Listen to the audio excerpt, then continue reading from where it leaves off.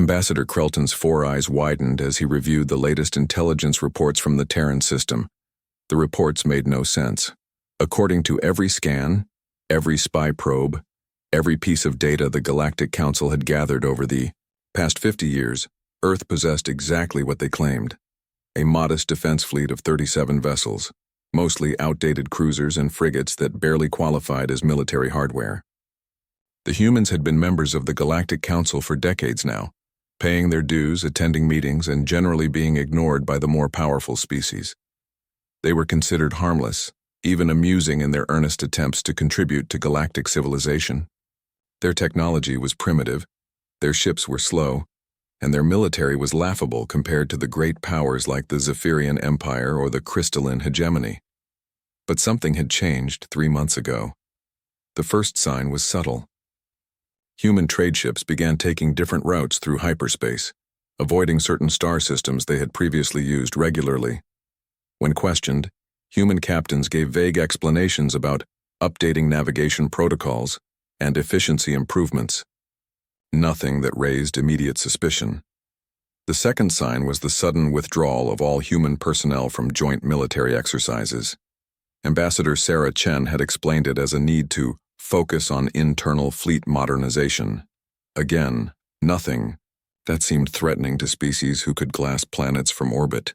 The third sign was what truly worried Krelton. Human diplomatic staff had begun asking very specific questions about Galactic Council military doctrine, fleet compositions, and defensive strategies.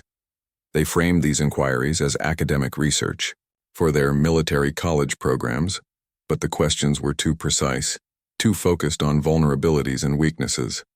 Now, sitting in his office aboard the Council's primary station, Krelton stared at the most disturbing report yet. 3 separate intelligence sources confirmed the same impossible information. Human ships had been detected moving through hyperspace, at speeds that should have been impossible for their technology. Not just slightly faster than expected, but nearly twice as fast as their previous maximum velocity. His communication console chimed. "Ambassador, you have an urgent message from High Command." Krelton activated the secure channel. Admiral Vex Tar's reptilian features filled the screen, his scales flickering with agitation patterns that indicated extreme concern. "Krelton, we have a problem. Our deep space monitoring stations detected massive energy signatures in the Sol system 2 days ago. The readings were off the charts, unlike anything we've ever recorded from human space." "What kind of energy signatures?" Krelton asked, though he suspected he already knew the answer would be troubling. "The kind that suggests large-scale military construction or activation of previously unknown technology.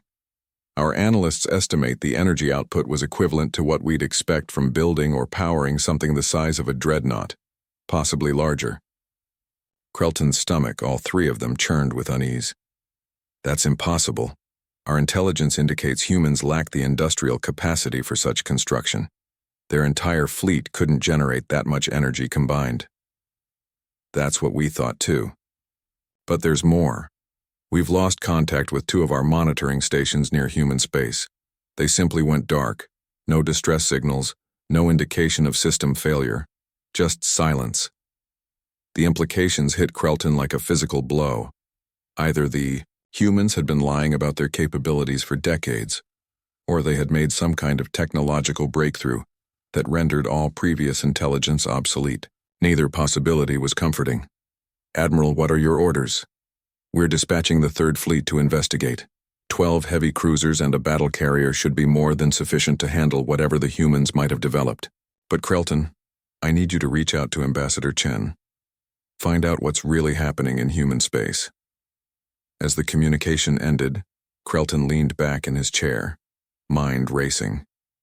50 years of interaction with humans had painted them as ambitious but limited, eager to prove themselves but constrained by inferior technology and resources. They were the galactic equivalent of an enthusiastic younger sibling, trying hard but ultimately harmless. But what if that had all been an act? Krelton remembered conversations with human diplomats, their seemingly innocent questions about galactic military capabilities, their requests for detailed star charts, their interest in hyperspace physics that seemed purely academic at the time. What if every bumbling question, every apparent limitation, every show of technological inferiority had been carefully calculated deception? The thought was terrifying.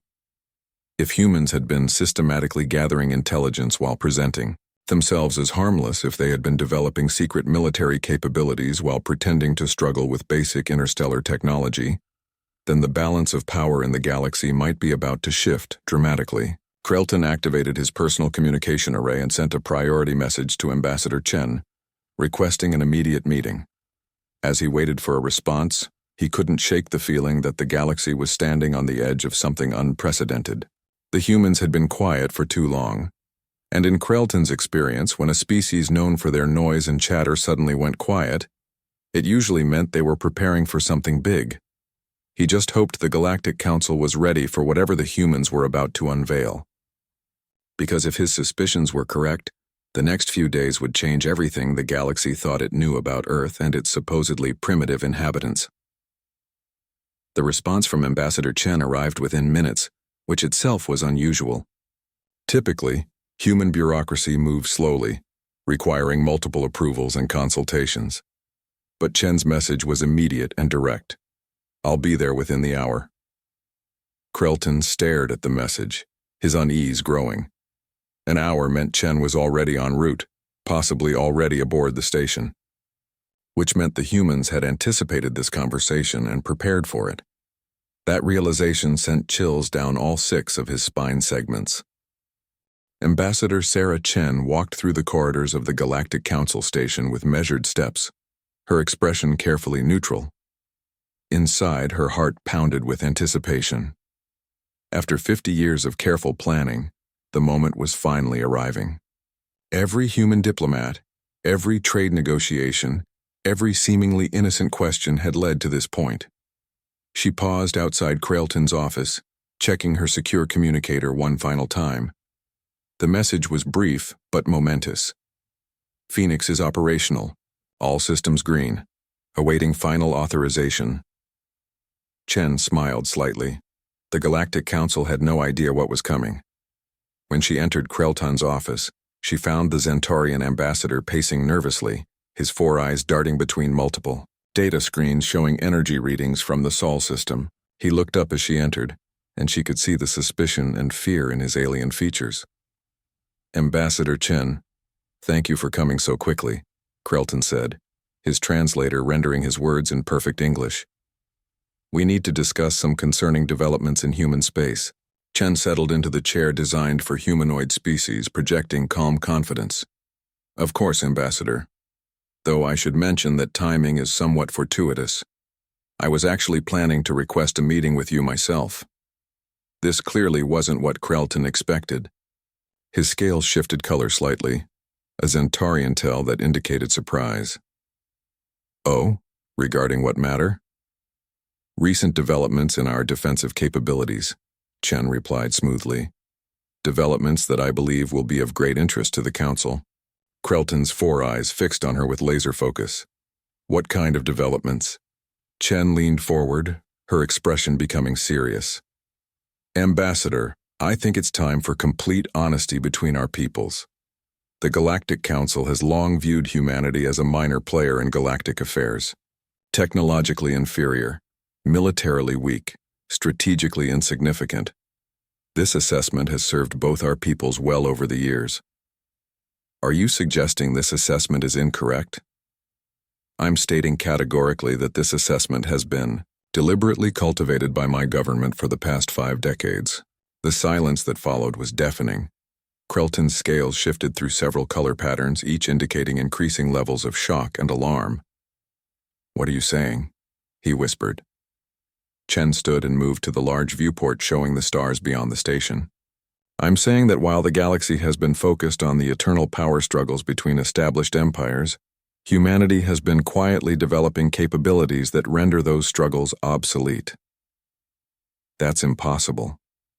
Your intelligence reports indicate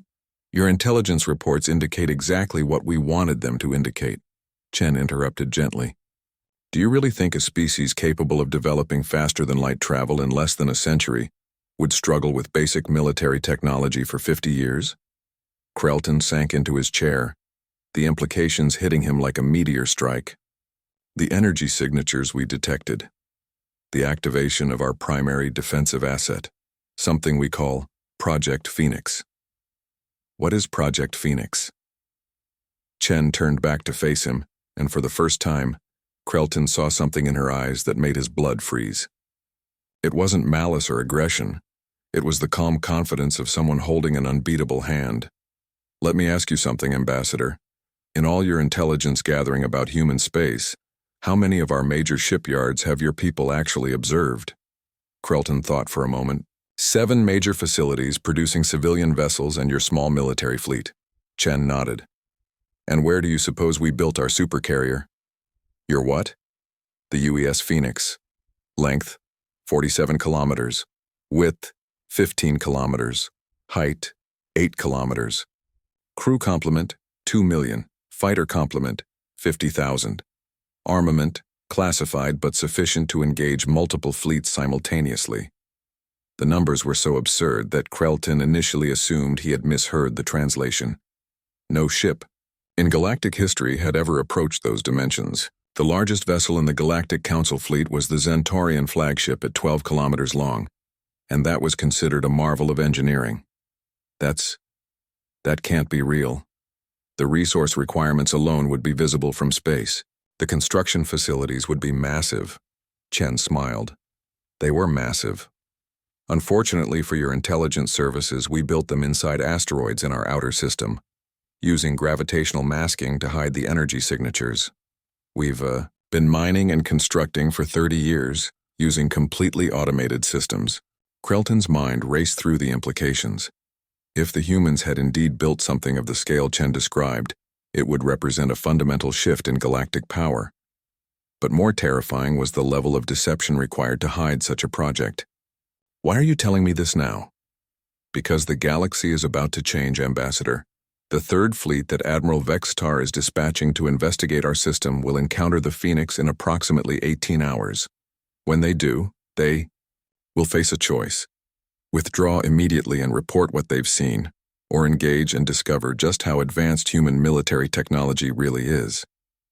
Chen moved to Krelton's desk and activated his holographic display. I'm transmitting some basic specifications for the Phoenix, along with tactical data on its capabilities. I suggest you review this information carefully and then contact Admiral Vextar immediately. As the data populated the display, Krelton felt his worldview crumbling. The technical specifications were beyond anything in the galactic database. The projected weapon yields were apocalyptic. The defensive systems described technology that shouldn't exist. This is a declaration of war, he breathed. On the contrary, Chen replied calmly. This is a declaration of capability. For 50 years, humanity has watched galactic powers wage wars over resources and territory, devastating entire star systems in their struggles for dominance.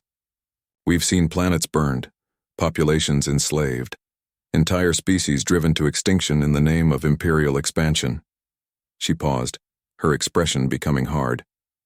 We decided we would not allow that to continue. The Phoenix is not a tool of conquest, Ambassador. It's a tool of enforcement. Enforcement of what? Peace. The real kind, not the temporary ceasefires between imperial ambitions that the galaxy has grown accustomed to. Wars of aggression will no longer be tolerated. Imperial expansion will no longer be permitted. The strong will no longer be allowed to prey upon the weak. Krelton stared at the human woman, seeing her clearly for the first time. Not the harmless diplomat he had known for years, but the representative of a species that had apparently been planning galactic intervention for decades. And if the established powers refuse to accept this new order? Chen's smile was cold. Then they'll discover why humanity calls our ship Phoenix, because from the ashes of the old order, a new galaxy will rise. Admiral Vextar stood on the bridge of his flagship, the Zentaurian heavy cruiser Domination, watching the tactical display with growing unease. His third fleet had dropped out of hyperspace at the edge of the Sol system 12 hours ago, and what they had found defied all logic and previous intelligence. The human fleet that appeared on their sensors was nothing like what their reports had indicated. Instead of 37 outdated vessels, they were tracking over 200 ships of unknown configuration. The energy signatures were off the charts, and the formation patterns suggested military doctrine far more sophisticated than anything attributed to human forces. But that wasn't what made Vextar's scales crawl with apprehension. It was the thing hiding behind Earth's moon. Tactical. Give me another analysis of that contact, Vextar ordered, his voice betraying none of his inner turmoil. Sir, the object measures 47.3 kilometers in length, 15.1 kilometers in width, and 8.7 kilometers in height. Mass estimates suggest a structure larger than our entire fleet combined. The energy output is unprecedented. Vextar had served in the Galactic Council military for over a century.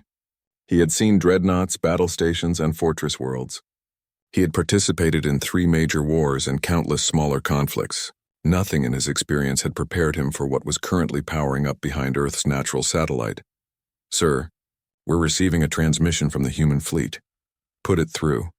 The main view screen activated, revealing a human in what appeared to be a military uniform unlike any they had seen before.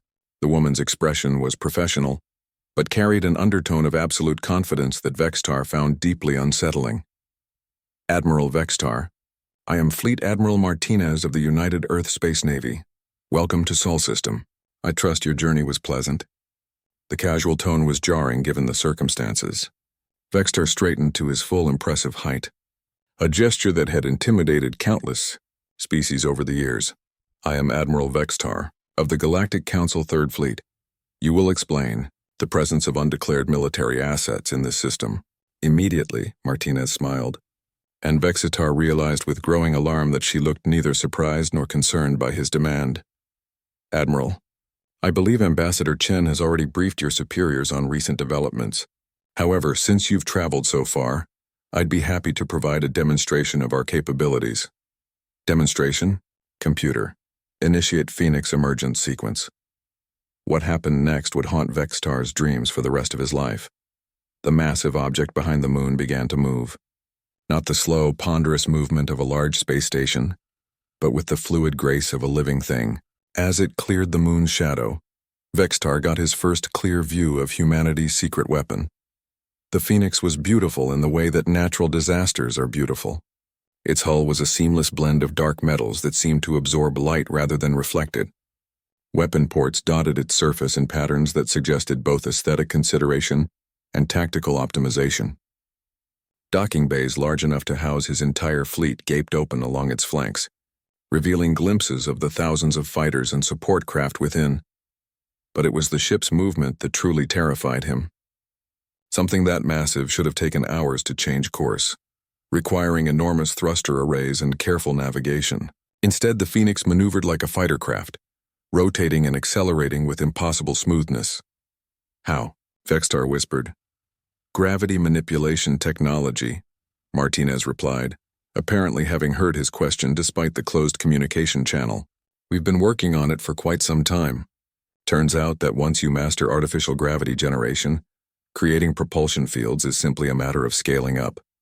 Vextar's tactical officer spoke in hushed tones behind him. Sir, the energy readings are spiking. They're charging weapon systems. Admiral Martinez, Vextar said, forcing his voice to remain steady. I must remind you that any hostile action against Galactic Council forces will be considered an act of war. Admiral Vextar, I must remind you that your forces entered sovereign human space without permission or invitation. Under both human and galactic law, that constitutes an act of aggression. The Phoenix had completed its rotation and was now facing the Third Fleet directly. Even at this distance, Vextar could see weapon systems he didn't recognize powering up along its hull. However, Martinez continued, humanity has no desire for unnecessary conflict. I'm prepared to offer your fleet safe passage out of our system, provided you carry a message back to the Galactic Council. What message? That the age of imperial expansion and aggressive warfare is over. The Phoenix exists to enforce galactic peace by force if necessary. Any nation that initiates hostilities against another will face immediate intervention. Vextar's mind raced through his options. His 12 heavy cruisers and single battle carrier represented significant firepower, enough to devastate most star systems. But looking at the Phoenix, he realized with growing certainty that his entire fleet wouldn't. Last 5 minutes against that monster, you're threatening the entire galactic order. He said, "We're offering the entire galaxy a chance at real peace," Martinez corrected. "For too long, wars have been fought over resources, territory, and imperial ambition.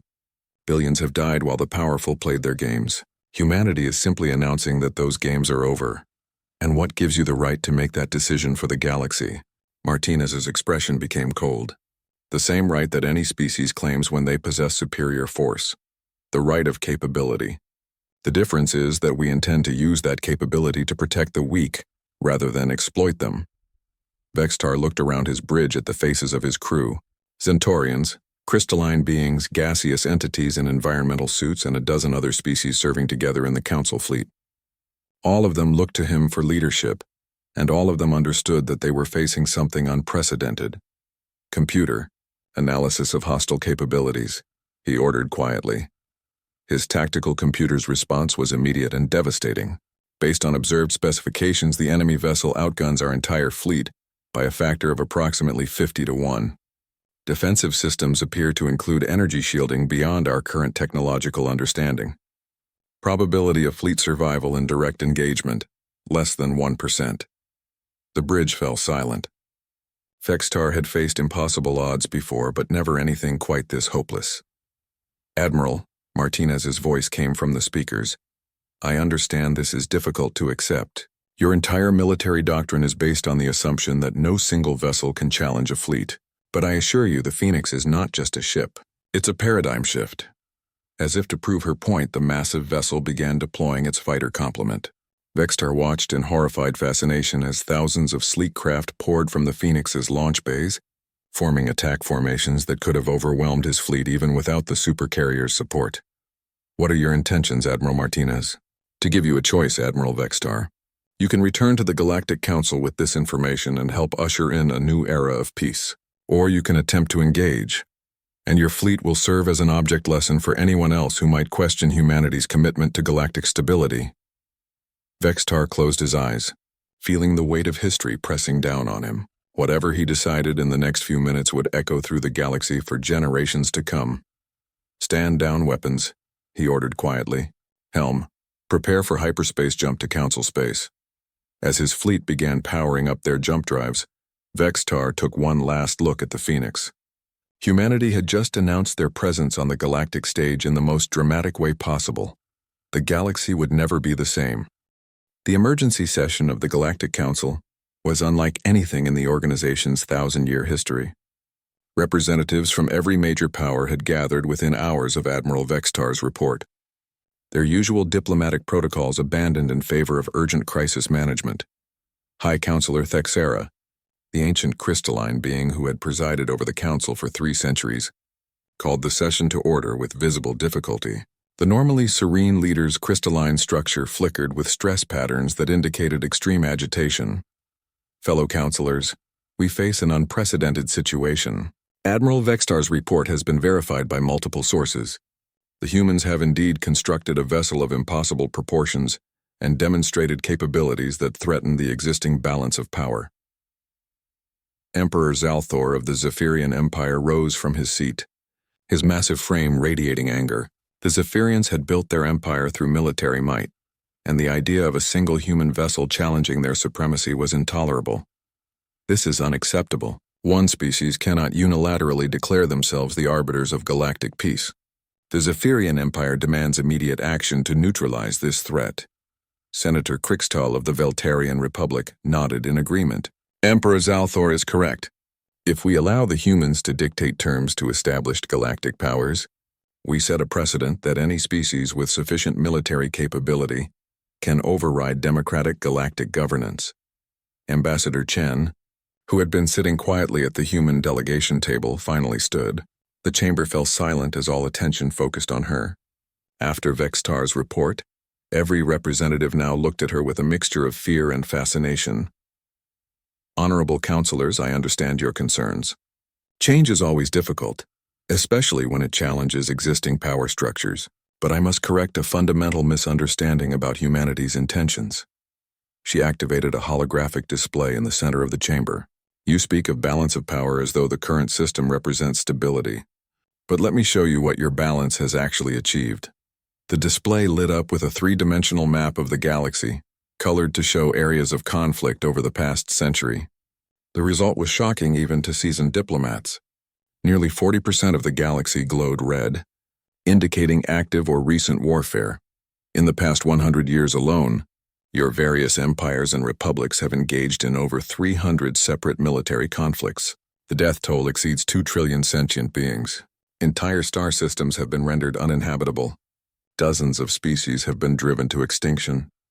She touched a control and the display zoomed in on specific conflict zones. The Zephyrian-Kaltar War devastated 14 systems and lasted 30 years. The crystalline expansion displaced 8 billion Veltarian colonists. The trade route wars between 6 different powers turned 3 major hyperspace corridors into graveyards. Emperor Zalthor's voice boomed across the chamber. Those conflicts were necessary for maintaining territorial integrity and protecting vital interests. Whose interests? Chen asked quietly. Because from what I can see, the only interests served were those of political and military elites who profit from war while populations suffer and die. High Counselor Thexara's crystalline structure pulsed with warning colors. Ambassador Chen, while we appreciate historical context, the immediate issue is your species' apparent intention to enforce peace through superior firepower. How is this different from the imperial methods you condemn? Chen smiled grimly. The difference, High Counselor, is that we have no territorial ambitions. We seek no colonies, no trade advantages, no subject species. The Phoenix exists for one purpose: to end aggressive warfare between galactic powers. And who decides what constitutes aggressive warfare?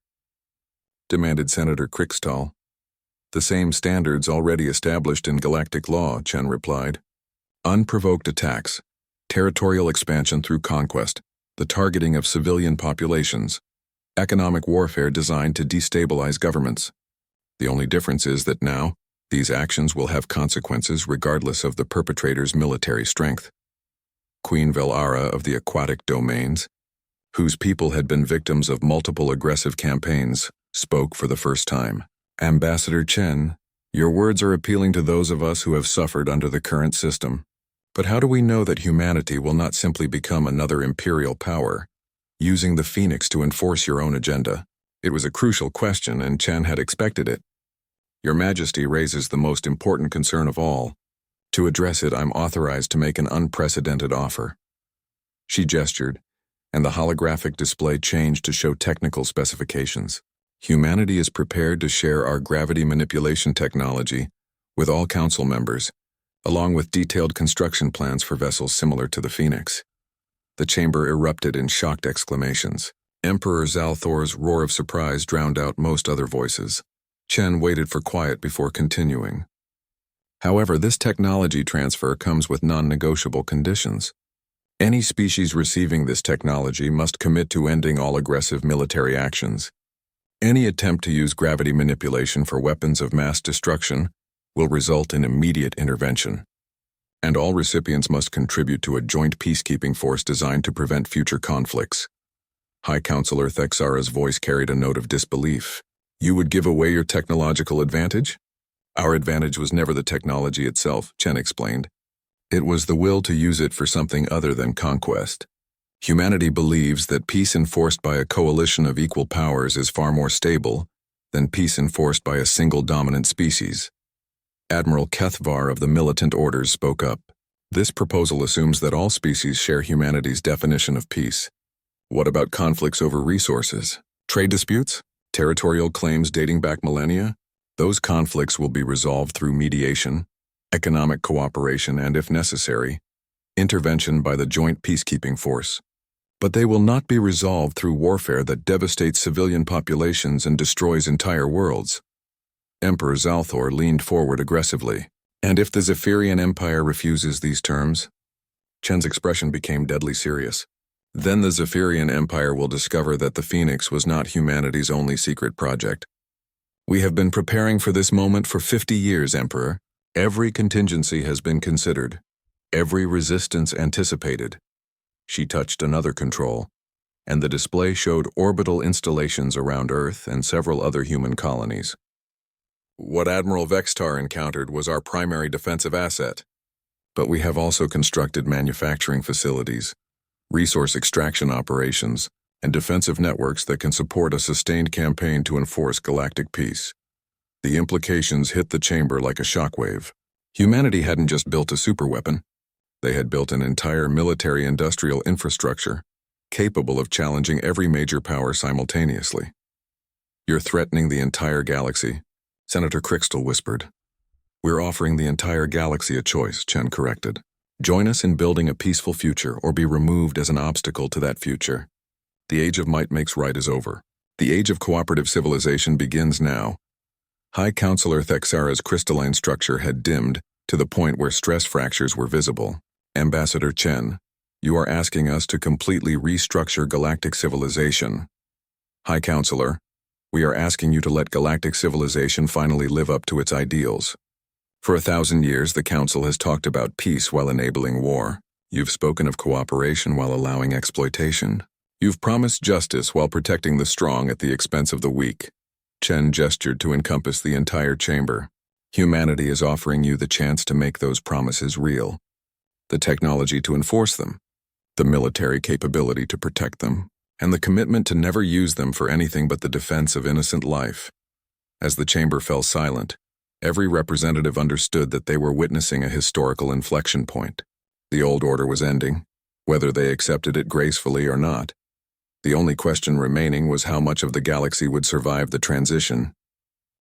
The first test of humanity's resolve came sooner than anyone expected. 3 days after the emergency council session, the hegemony of Korth launched a surprise attack against the peaceful Lyrian colonies in the outer spiral. The Korthians, a militaristic species known for their aggressive expansion policies, had apparently decided to test whether the humans would actually intervene in conflicts that didn't directly involve Earth. The attack followed the typical Korthian pattern: overwhelming force against civilian targets, designed to break resistance quickly and present the galaxy with a fait accompli. 7 Korthian battle groups descended on 3 Lyrian agricultural worlds, expecting the usual pattern of council condemnation followed by ineffective sanctions. What they got instead was humanity's first demonstration of their new doctrine fleet. Admiral Martinez stood on the bridge of the Phoenix, watching tactical displays that showed the Korthian assault in real time. The Lyrians were putting up brave resistance, but their small defense fleet was clearly outmatched by the Korthian war machine. "Admiral, we have confirmation of civilian casualties on Lyria Prime," reported her tactical officer. "The Korthians are targeting agricultural processing centers and population centers." Martinez's expression hardened. "Time to hyperspace transit to the conflict zone? 18 minutes at maximum velocity. Communications, send a priority message to Hegemon Korth. Inform him that he has 1 hour to withdraw all Korthian forces from Lyrian space or face immediate intervention by the United Earth Space Navy." "Admiral," her executive officer said quietly, "are we certain we want to make our first intervention against the Korthians? They're considered one of the most ruthless military powers in the galaxy." Martinez smiled grimly. "Commander, that's exactly why they need to be our first target. When we defeat the Korthians decisively, every other potential aggressor will understand that we're serious about our peacekeeping mandate." The response from Hegemon Korth came within minutes, transmitted on open frequencies so that the entire galaxy could monitor the conversation. "Admiral Martinez, the hegemony of Korth does not recognize human authority over Korthian military operations. Our conflict with the Lyrians is a legitimate territorial dispute dating back centuries. Withdraw your threats or face the consequences." Martinez had expected this response. The Korthians had built their entire civilization around military conquest and the subjugation of weaker species. They literally could not conceive of backing down from a challenge. "Hegemon Korth, you have 57 minutes to comply with our withdrawal demand. After that time, Korthian forces will be considered hostile and dealt with accordingly. You dare threaten the hegemony? Human, your 1 ship against 7 of our battle groups is suicide. We will add your wreckage to the debris field around Lyria Prime." Martinez closed the channel and turned to her crew. "All hands prepare for combat operations. Launch all fighter squadrons and signal the fleet to converge on our position. Today we show the galaxy what human resolve looks like." 57 minutes later, the Phoenix dropped out of hyperspace at the edge of the Lyrian system with an escort of 50 human vessels. The sight that greeted them was exactly what Martinez had expected. 3 Lyrian worlds under bombardment, their small defense forces scattered or destroyed, and Korthian landing forces beginning surface operations. Tactical analysis, Martinez ordered. 7 Korthian battle groups as reported, approximately 400 vessels total, including 3 heavy dreadnoughts and multiple carrier groups. They're maintaining standard siege formation around the 3 target worlds. The numbers were impressive by any galactic standard. The Korthian fleet represented more firepower than most species could field for their entire military. Under normal circumstances, even a technologically superior force would think twice about engaging such overwhelming numbers. But these were not normal circumstances. Communications.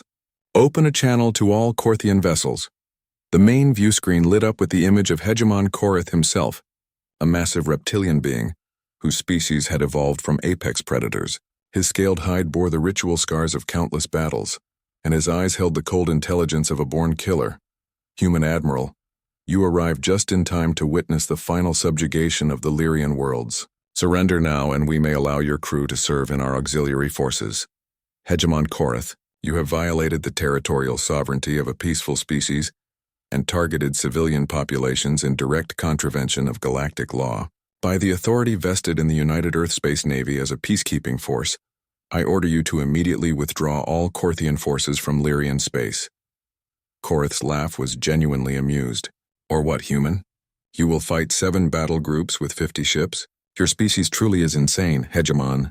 Let me demonstrate something that your intelligence services apparently failed to discover during their research on human capabilities. Martinez nodded to her weapons officer. Fire 1 warning shot. Target the asteroid belt between the 4th and 5th planets. Minimum power setting. The Phoenix's main weapon array rotated smoothly, targeting a large asteroid roughly the size of a small moon. Energy readings spiked as the gravity. Manipulation weapons charged to what humans considered a minimal setting. What happened next sent shockwaves through every ship in the system.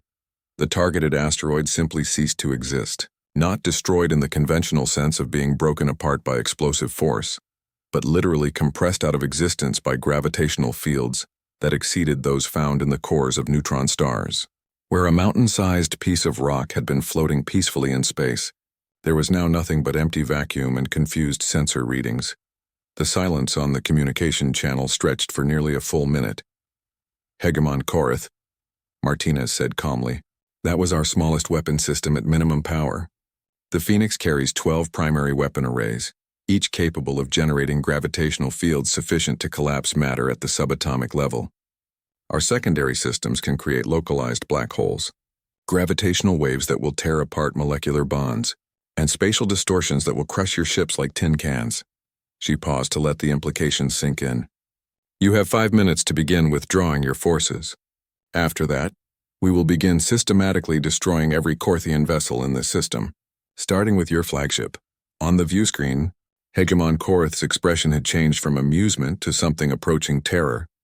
The Korthians were warriors, but they weren't stupid. They understood the mathematics of warfare, and what they had just witnessed was beyond anything in their experience. This is impossible, Korth whispered. No species possesses such destructive capability. Hegemon, humanity has been developing these weapons for 30 years, specifically to end conflicts like this one. We have the capability to destroy your entire fleet without taking a single casualty. More importantly, we have the will to do so if you continue targeting innocent civilians. Martinez gestured to her tactical display. Your intelligence reports indicated that humans were a peaceful, technologically inferior species. That assessment was accurate in one respect. We are peaceful. We have no interest in conquest, territorial expansion, or subjugating other species. But peaceful does not mean passive, and our commitment to protecting innocent life is absolute. Around the Phoenix, the human fleet had formed up in attack formation. 50 ships against 400 should have been suicide. But after the demonstration of the Supercarrier's capabilities, the tactical mathematics had changed completely. 4 minutes. Hegemon. Korth looked around his bridge at his officers, seeing his own uncertainty reflected in their faces. The hegemony had never backed down from a fight, never retreated in the face of threats, but they had also never faced an enemy capable of erasing their entire fleet from existence. If we withdraw, Korth said slowly, what guarantee do we have that you won't pursue our forces into Korthian space?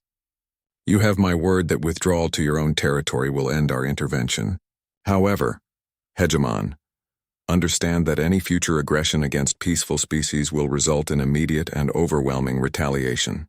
The age of conquest through superior firepower is over. 3 minutes later, Korthian forces began powering down their weapon systems and withdrawing from Lyrian space. The retreat was carried out with military precision, but every observer understood that they were witnessing something unprecedented, one of the galaxy's most aggressive military powers backing down from a fight. As the last Korthian vessel disappeared into hyperspace, Martinez opened a channel to the Lyrian government. Prime Minister Veltara, this is Admiral Martinez of the United Earth Space Navy. Korthian forces have withdrawn from your space. Medical and reconstruction aid is standing by if you require assistance. The elderly Lyrian leader's voice carried a mixture of gratitude and amazement. Admiral, our people cannot thank you enough. But I must ask, what do you require in return for this assistance? Martinez smiled. Nothing, Prime Minister. Protecting peaceful species from aggression is not a transaction. It's a responsibility that humanity accepts freely. As the Phoenix began coordinating relief efforts for the Lyrian worlds, every intelligence service in the galaxy was transmitting urgent reports to their governments. The humans, 6 months after the Korthian withdrawal from Lyrian space, the galaxy had begun adapting to its new reality. Some species embraced the change enthusiastically, while others struggled to accept that the old rules of power politics no longer applied. The Lyrian worlds had become humanity's first successful showcase of post-intervention reconstruction. Using gravity manipulation technology for civilian purposes, human engineering teams had rebuilt destroyed cities in weeks rather than years. More importantly, they had done so without demanding territorial concessions, trade advantages, or political influence in return. In the halls of the Galactic Council, this success had created an unexpected problem. Other species were now requesting human intervention in their own conflicts. Ambassador Chen sat across from High Counselor Thexara in the latter's private office, reviewing a stack of formal requests that had accumulated over the past month. 17 separate requests for intervention, Thexara said, her crystalline structure flickering with what Chen had learned to recognize as frustration. The Veltarian Republic wants us to authorize human action against Kaltar raiders. The Peaceful Worlds Coalition is requesting protection from Zephyrian expansion. Even the Korthians are asking for mediation in their border dispute with the Centauri Federation.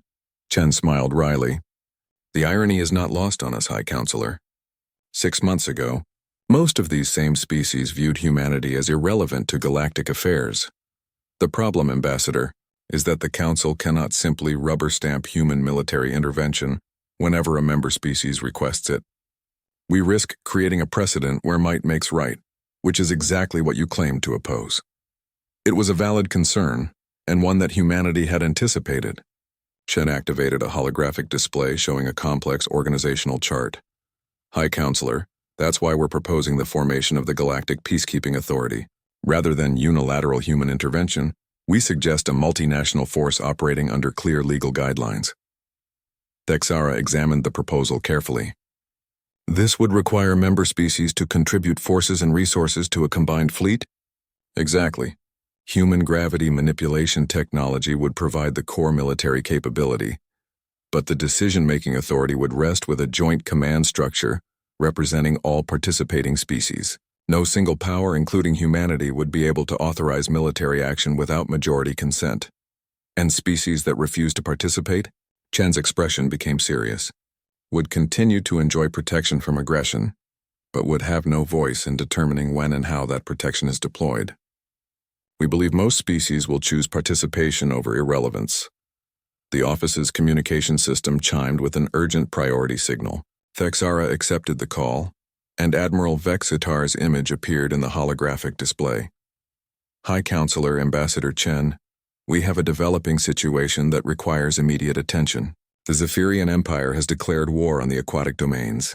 Chen felt her stomach drop.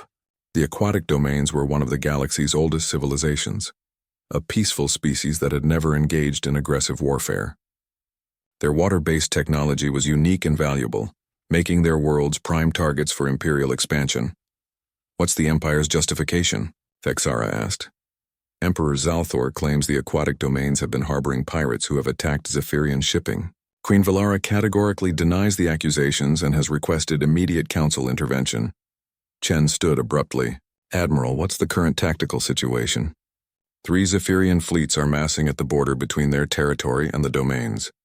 Intelligence estimates suggest they're preparing for a full-scale invasion within 48 hours. This was exactly the scenario humanity had prepared for. A major galactic power using fabricated justifications to launch aggressive warfare against a peaceful neighbor. But it was also the most dangerous test of their peacekeeping doctrine yet. High Counselor, Chen said, humanity requests authorization to deploy the Phoenix and supporting fleets to defend aquatic domains territory. Thexara's crystalline structure dimmed with stress. Ambassador, the Zephyrian Empire is not the Korthian hegemony. Emperor Zalthor commands the largest military force in the galaxy. This could escalate into a conflict that devastates multiple star systems. Which is exactly why it must be stopped before it begins, Chen replied firmly.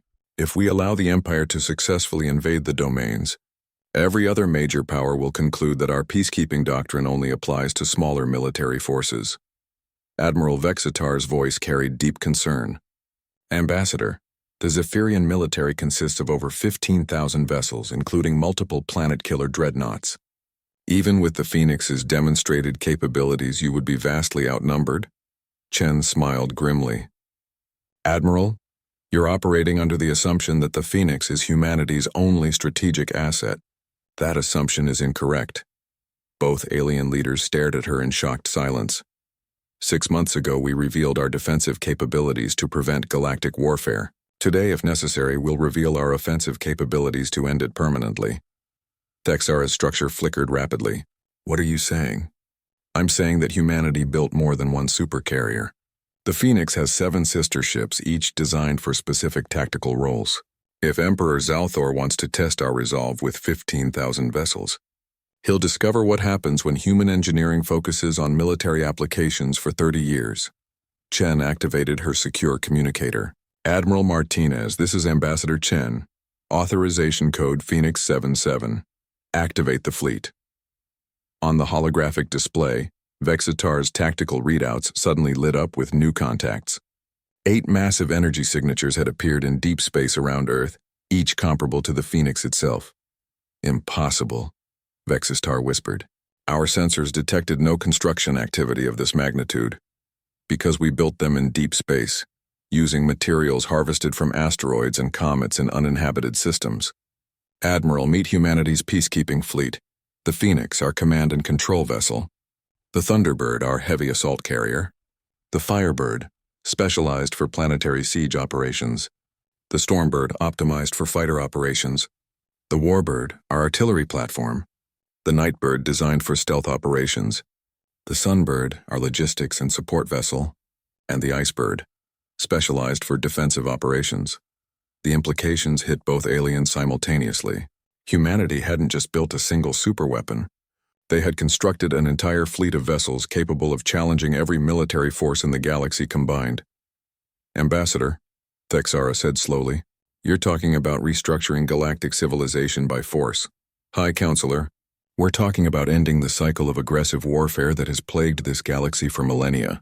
Emperor Zalthor believes he can invade peaceful worlds because no force exists capable of stopping him. We're going to prove him wrong. Chen turned to address Admiral Vexitar directly. Admiral, please transmit a message to Emperor Zalthor.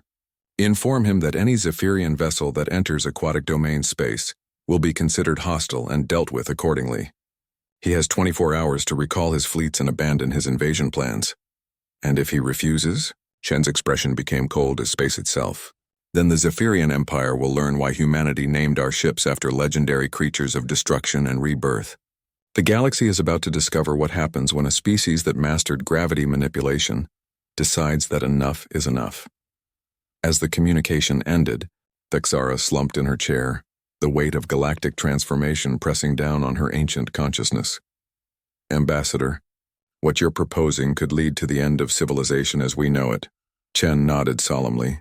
High Counselor, what we're proposing will lead to the beginning of civilization as it should be. For the first time in galactic history, aggressive warfare will have consequences that even the mightiest empires cannot ignore. She moved to the window showing the stars beyond the station.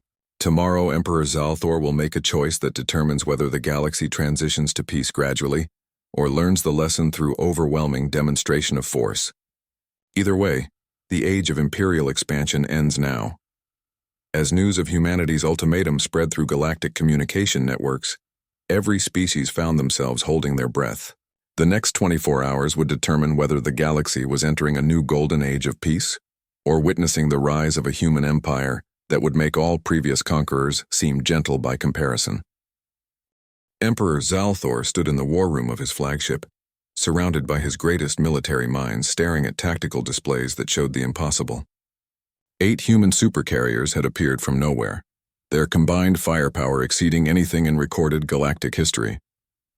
His 15,000 ships, the pride of the Zephyrian Empire, suddenly seemed inadequate. Analysis, he commanded, his voice betraying none of his inner turmoil. General Carthex, his chief military strategist, spoke with obvious reluctance.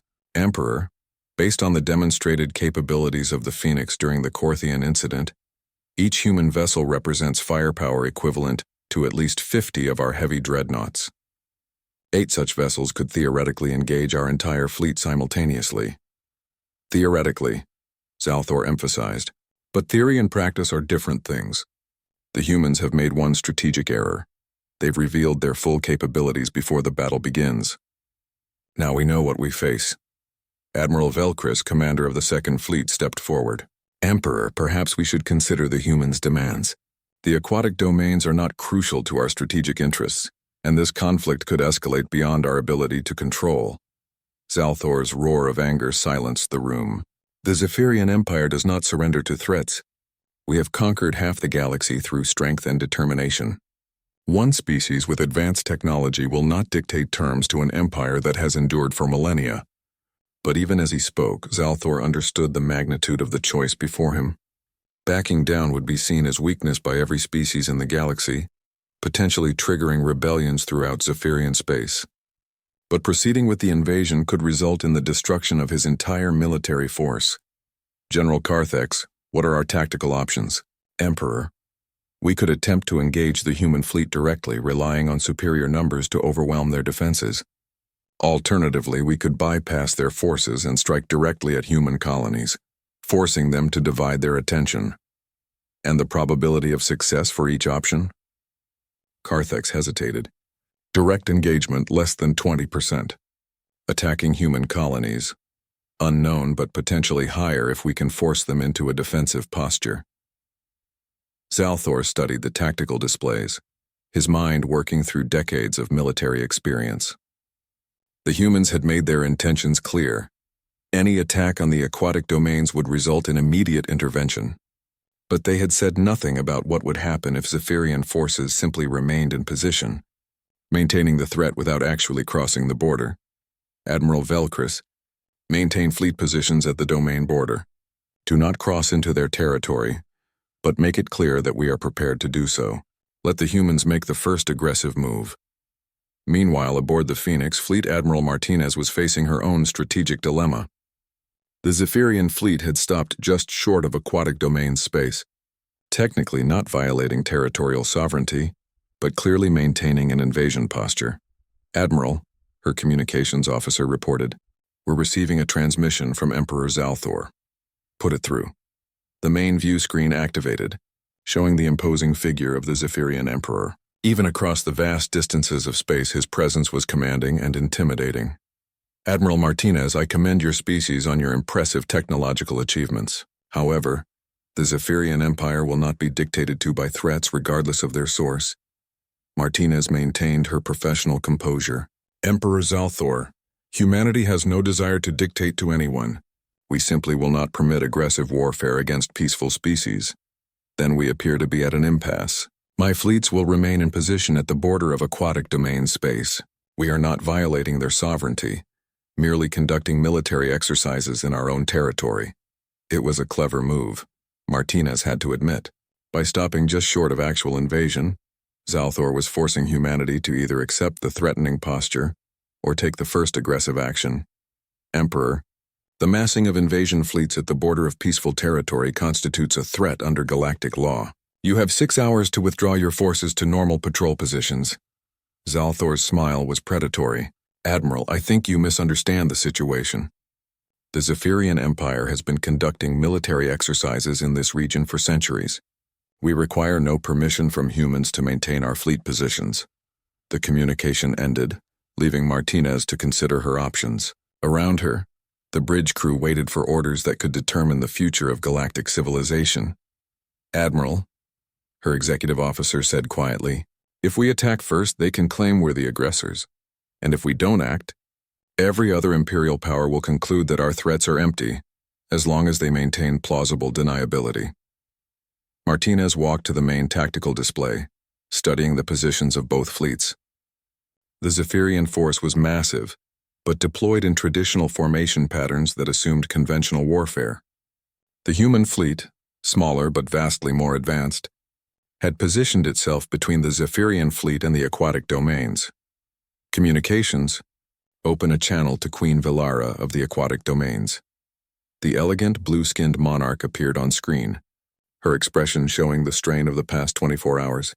Your Majesty, what is the official position of your government regarding the Zephyrian fleet positions? Queen Villara's response was immediate and clear. Admiral Martinez, the aquatic domains formally request immediate assistance under the mutual defense provisions of galactic law. The massing of Zephyrian forces at our border constitutes a clear and present threat to our sovereignty. That was all Martinez needed. With a formal request for assistance from the threatened party, humanity had legal justification for whatever action they deemed necessary. Your Majesty, the United Earth Space Navy accepts your request for assistance. Please instruct all aquatic domains vessels to remain clear of the combat zone. Martinez turned to her crew. All vessels prepare for engagement. Today we demonstrate to the galaxy that the age of intimidation through superior force is over. The human fleet moved into attack formation with fluid grace that defied conventional physics. Gravity manipulation technology allowed the massive vessels to maneuver like fighters, accelerating and turning with impossible speed. Target the Zephyrian command ship, Martinez ordered. Minimum power focused gravitational pulse. Let's show them what they're really facing. The Phoenix's main weapon array rotated smoothly, targeting Emperor Zalthor's flagship across the vast distance separating the two fleets. Energy readings spiked as the gravity manipulation systems charged. What happened next would be discussed in military academies for generations to come. The gravitational pulse that struck the Zephyrian flagship didn't destroy it, but instead lifted it completely out of the water of space-time itself. For 30 seconds, the massive dreadnought existed in a state of temporal flux, visible but unable to interact with normal matter. Its weapons couldn't fire, its engines couldn't function, and its crew experienced subjective time at a fraction of normal speed.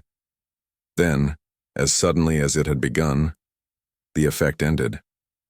The flagship rematerialized in normal space, completely undamaged but with its crew having experienced a demonstration of power that bordered on the supernatural. Emperor Zalthor, Martinez's voice came through every communication system in the Zephyrian fleet. That was a demonstration of our temporal displacement technology. We can remove your entire fleet from normal space-time for as long as necessary. Your ships will be perfectly preserved but completely unable to affect the physical universe. The psychological impact was devastating.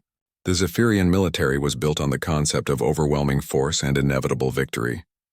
The idea that their enemies could simply remove them from existence without causing damage was beyond their comprehension. Alternatively, Martinez continued, you can withdraw your forces to normal patrol positions and accept the end of Imperial expansion through military threat. The choice is yours, but you have 10 minutes to decide. 8 minutes later, the Zephyrian fleet began withdrawing from the aquatic domain's border.